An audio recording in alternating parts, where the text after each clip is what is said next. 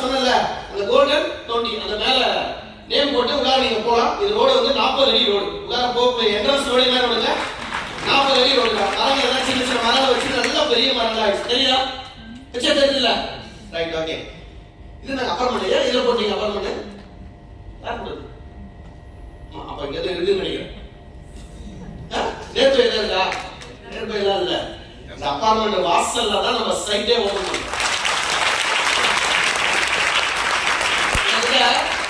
1200 unit உள்ள ஒரு பெரிய அபார்ட்மெண்ட் யூனிட் இது. ஆக்சுவலி இந்த வாசல்ல தான் இந்த போறோம் இல்லையா, இது வந்து அபார்ட்மெண்ட் இருக்கிற யூனிட். எல்லாம் அப்படி இருக்காங்க. தெரியுதா?